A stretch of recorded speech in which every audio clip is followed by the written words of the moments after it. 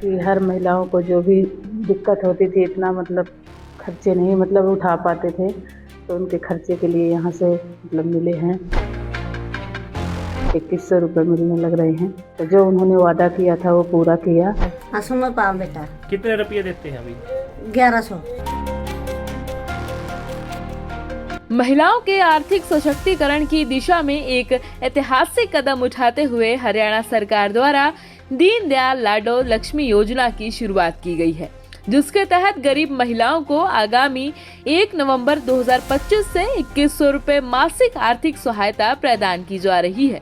10 फरवरी 2026 को दीनदयाल लाडो लक्ष्मी योजना के तहत 9,22,452 महिला लाभार्थियों के बैंक खातों में सीधे 193 करोड़ रुपए ट्रांसफर किए गए।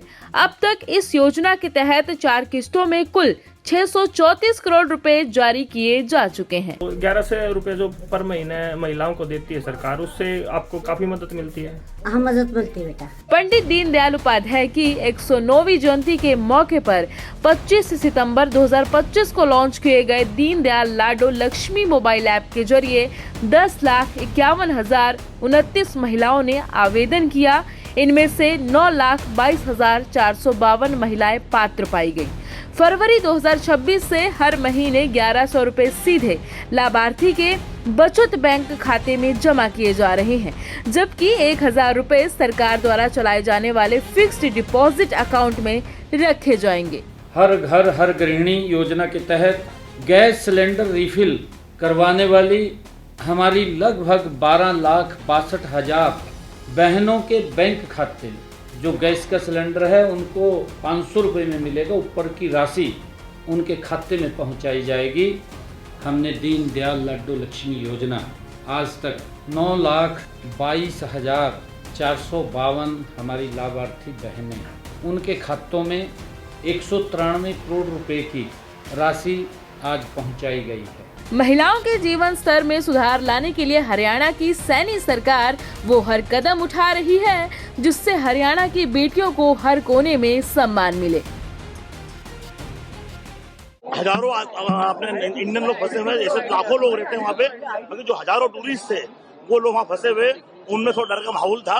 बाकी अब वहाँ पर माहौल बहुत अच्छा है। दुबई सरकार बहुत अच्छा सपोर्ट कर रही है, लगातार सपोर्ट कर रही है। हर जो बोल रहा है वो सपोर्ट कर रही है। हमको एयरपोर्ट पर हमको अधिकारी, वहाँ के सीईओ, वहाँ के जो दुबई इंडियन जो सुनील भाटी जी वो खुद छोड़ने आए, उसके अलावा सी भाटिया जी छोड़ने आए, सुनील भाटिया जी छोड़ने आए, उसके अलावा सीईओ आया। सब लोगों ने हमसे पूछा कि आपको कोई तकलीफ नहीं आई, आपके लोग जो यहाँ हैं उनको तकलीफ आई है। भारत के कई एनआरआई है जिन्होंने भी आप लोगों का सपोर्ट वहाँ पर किया था।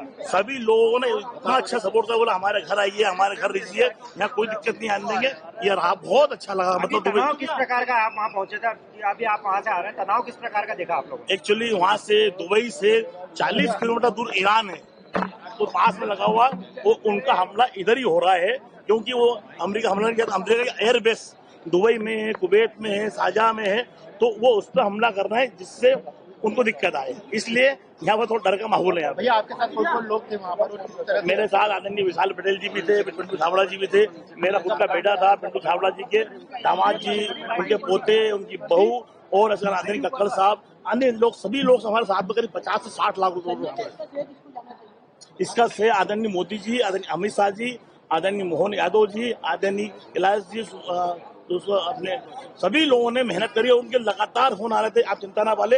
सीएम साहब के लगातार 2-3 बार फोन आए, बोले हमने पूरी व्यवस्था कर रहे हैं, हमने विदेश मंत्री से बात कर ली है, और उसी कारण वहाँ पर एयरपोर्ट चालू हुआ है और पर्सनल सिर्फ इंडिया के लिए ही फ्लाइटें चालू हो रही हैं और लगातार भेज रहे हैं। और उसके अलावा कुवैत से भी आ रहे हैं, उसके अलावा अलग अलग जगह से आ रहे हैं। संजय आप जिस फ्लाइट में आए थे उसमें भारतीय कुल कितने यात्री आए हैं वहाँ से साथ में? उसमें 100% भारतीय थे। उनकी दुबई में ये बोला गया है कि जितने भारतीय हैं उनको पहले निकाला जाए। बहुत अच्छा, मतलब दुबई सरकार ने पहली बार इतनी अच्छी व्यवस्था देखी है। वहाँ एयरपोर्ट पे सुनील भाटी जी, उसके अलावा अधिकारी जितने एयरपोर्ट दुबई सरकार की तरफ से वो अधिकारी हैं, वो खुद व्यवस्था में लगे हुए। उन्होंने बोला है किसी को अभी क्या स्थिति वहाँ की दुबई की? अब सामान्य स्थिति हो चुकी है वहाँ पर अभी, परंतु आसपास में माहौल थोड़ा बिगड़ा हुआ है। क्योंकि लगातार आप देखते हैं, आप खुद मीडिया में देख रहे हैं कि हिंदुस्तान का पूरा दुनिया का माहौल बिगड़ा हुआ है। भैया दुबई के आसपास कई इस तरह की युद्ध के हालात बने हुए हैं क्या? दुबई से कुछ किलोमीटर या इस तरह आप सब देख रहे हैं आसपास पूरी जगह हालत बिगड़े हुए हैं, पूरी दुनिया में हालत बिगड़ा हुआ है। दुबई सरकार भी उसके आसपास सब जगह थोड़ा माहौल तो बिगड़ा हुआ है, डर का माहौल है। आपने एक वीडियो बना के डाला था क्योंकि उसका यहाँ पर कई लोगों ने मजाक भी बनाया, सोशल मीडिया पर ये मैसेज भी सुना कि आप जो वीडियो बना रहे हो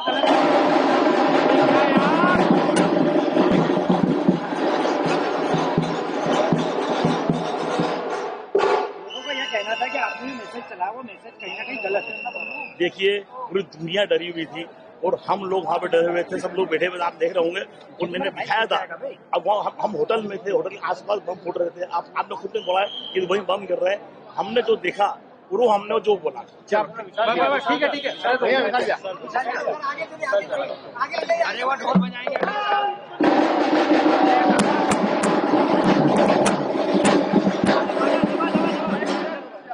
निकाल दिया। किस तरह के हालात है दुबई में? आप वहाँ रुके हुए थे 3 दिन तक, आपने संघर्ष करा वहाँ लगातार स्थिति परिस्थिति कहीं न कहीं बिगड़ती है। हर एक व्यक्ति के मन में एक अलग संशय था। वहाँ जो स्थिति परिस्थिति हर बार जब वहाँ जो मिसाइल जा रही थी या जो भी वहाँ जिस प्रकार से उसको डिफ्यूज कर रहे थे बार बार, जब वो आवाजें आ रही थी कहीं न कहीं भय का माहौल उस समय बना हुआ था। लेकिन कहीं न कहीं वहाँ एकमात्र दुबई की पूरी सरकार लगी हुई थी। वहाँ इंटरनेशनल दबाव इतना था कि कोई भी जनहानि नहीं हुई। अपवाद स्वरूप कोई कुछ अगर वहाँ देखा जाए तो 250 से 300 बम अगर गिराए होंगे तो उसमें से 95-96% सब डिफ्यूज कर दिया उन्होंने। तो किसी भी जनहानि नहीं हुई। कहीं न कहीं जो उनका कचरा गिरा उसे भय का माहौल देखिए, तनाव का माहौल है, बाकी सब हालात अच्छे हैं।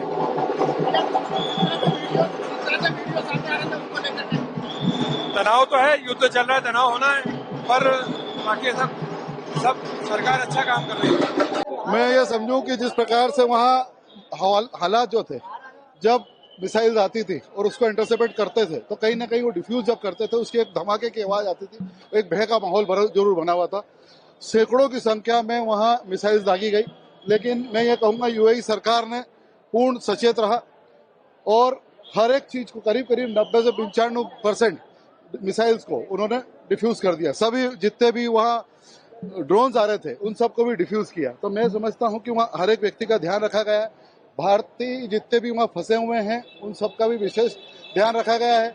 जैसे कि जो भी व्यक्ति वहाँ बाहर के फंसे हुए थे, सरकार ने उनके लिए आखिरी 3 दिन जब फंसे थे तो जब तक हम आए जब तक की होटलें टोटल फ्री थी। अभी स्थिति फिर वहाँ खराब हुई है।